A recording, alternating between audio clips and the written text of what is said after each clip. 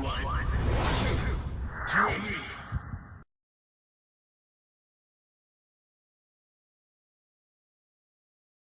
My other favorite moment was spotting Jason Frank when he was running up the tree. And I didn't spot him too well and he fell on his face. He likes to tell that story differently. I actually really tried to support him, but he went too high up. He just ran too high. And I was like, dude, I can't reach that far. And he fell. He just says I did it on purpose. Sabotage him. Yeah. Do you have like a list? Oh my god. A blog, okay. But this is regarding your work as Katara Kuma in Mirage Blaze. It's not a yaoi. That was not yaoi. Is that what you're going to tell me? Is that thing was yaoi? Technically, it's boys love, but otherwise, I'm sorry. Yuri? It's Yuri? Yeah, well, I know it's boys. That's why it's boys. Alright, so... But my question is, you know, you're working on that, and that's actually one of the first ones to get dubbed. I just thought I was a ninja. I was a ninja fighting people. Yeah, that's what everyone's doing. Hey! I was a ninja. I was a ninja! Write that down! Folks, I was a ninja! That's all I know. I did not watch anything other than my parts, so I really don't know anything about the show other than I was the only ninja? Really? Huh. Gay ninja? Yes. Okay, two things. I know it's really hot for all the girls who are like fans. Do you ever have to take off your shirt in the recording booth?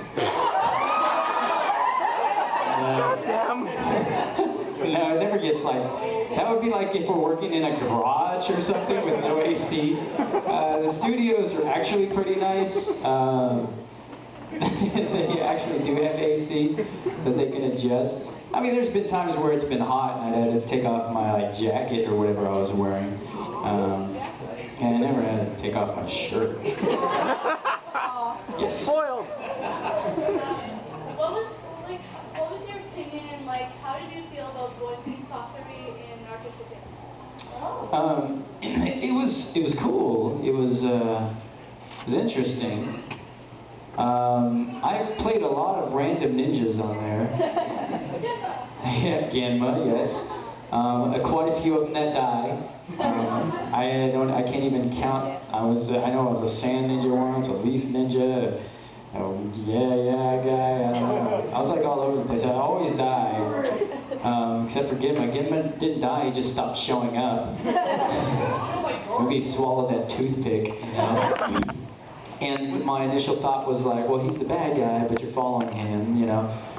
So he's an antagonist, but protagonist, you know. And so it was kind of weird, but I felt like, well, if I play him over the top, you know, it's just kind of weird and melodramatic, but because like my natural instinct to play a bad guy is not to be like this, you know, or whatever. It just seems kind of weird.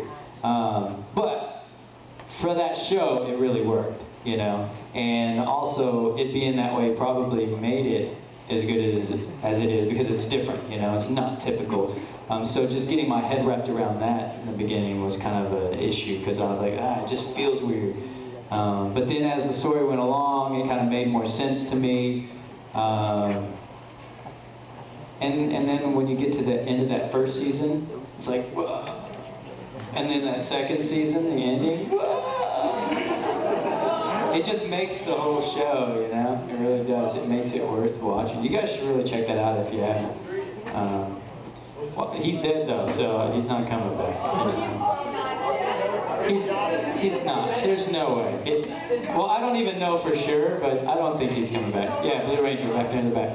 What's up, buddy? Have you ever recorded anything that you're like, oh, why did I say that? Can we not do that? And the director was like, no, we're keeping that because that's awesome. Yes. Yes, that happens often. We don't have the say in what we what we do, you know. As far as delivery, we usually get the first shot at it, you know, or the director. It depends on the director. And the director, if the director knows you, will kind of guide you into a certain place, you know, or let you do your thing. And some directors, it's just like, they tell you exactly how to do it, you know. And then you just feel like a puppet, you know, you're like, okay, say it that way, really? It's weird, okay, sure. Especially if the script is really awkward and backwards, doesn't seem right. Nobody talks like this. Why are you making me talk this way? So that happens often. Every voice actor faces that at some point. But on the flip side, there's also times when you get to do things, you get freedom to say things. For Bleach, an example would be Wendy Lee was directing, and there was a moment when he goes in and he sees the visors in their little hideout or whatever, right? And they're like, so you finally decided to join us or whatever. And Ichigo in the script and in the Japanese basically says, no way, you know? And to me, I thought that was kind of weak. And I was like, I wouldn't say no way. And so I said, bite me. And they kept it. So I felt like I contributed. Because to me that just seems natural and seems a bit more modern and just seemed to fit Ichio better than, no way. It's weird, kind of awkward. No way! No way! You know, and then the flap was like, no way! You know? So, bite me! Fit really well. Yes. In both your voices, in your Renton voice, your professor loves to correct that, and your Ichida voice is disgusting or meaning. Okay, let's see. Eureka. I love you. And then in Ichigo's voice, to Orihime.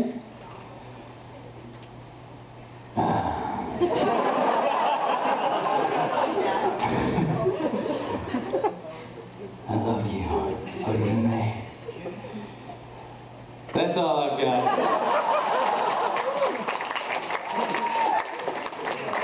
Yeah. Yes. I'm Johnny myself, and I was wondering if you've ever had any classical Shakespearean No. very much like Shakespearean tragedy. Yes. His character is very Shakespearean in how he's almost presented.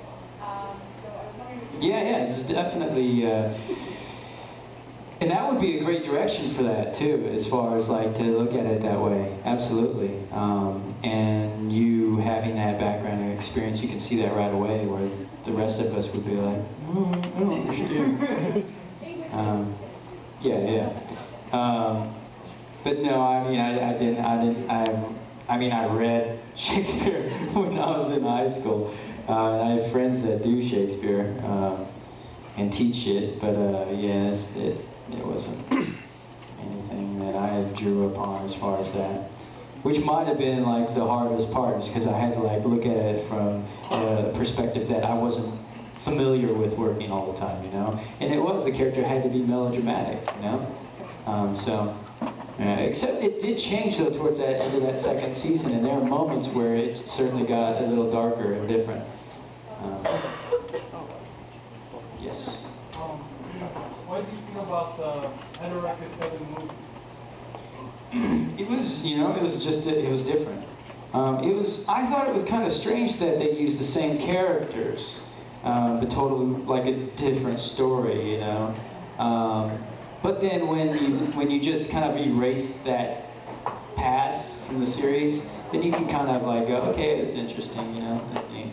But I don't know, what did you think? You like it? Yeah. So I think you can like it if you can look past the series and just see it as a whole different show, you know. Yeah, which is kind of what I expected. It was going to be like 50-50. You either could or couldn't.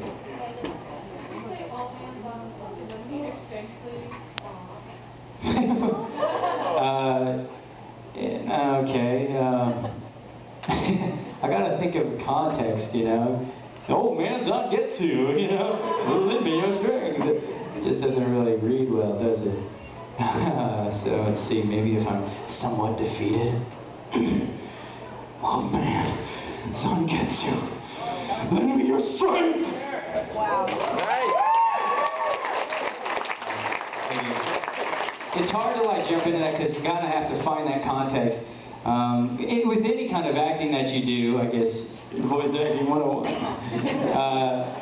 you do need to have some kind of context, you know. And sometimes, I mean, the anime, you can look at it and watch it, and a lot of times, okay, yeah, I can figure out what's going on.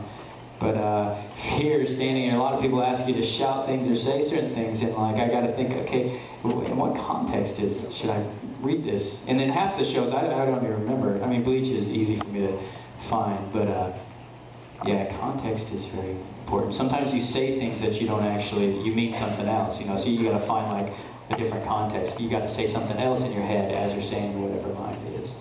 Yeah. Any shows or games you regret doing? Shows or games that I yes. And yes. I can't sit there and tell you, because then it's going to be online and then I won't work for them ever again. Yeah. Can you do Ichigo's Bankai and Power One? Oh my god. Ichigo's Bankai? Oh my god. Alright, I'll try Bankai first because it's just a shot. Are you gonna leave? Aww. That's alright, I just wanted to tease you. And you can't get out! We locked the doors! Oh, you got out. Alright. Bankai! Who am I? That's alright. Who am I?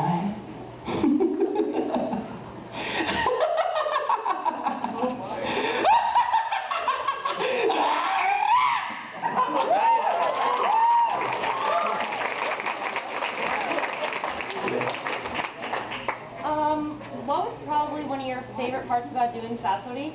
And could, I know in the English dub, Deidara said the line, "Sasori, my man." Could you say Deidara, my man? Deidara? Deidara?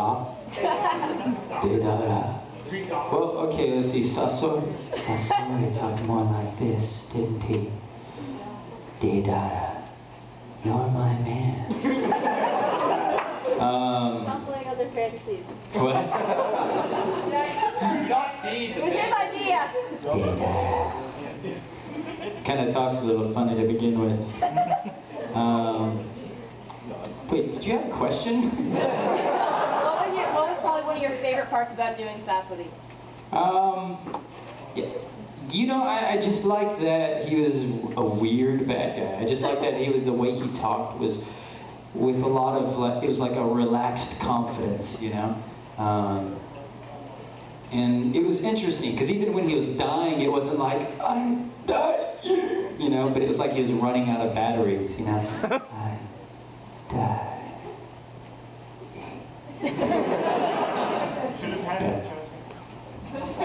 Yes, Batman.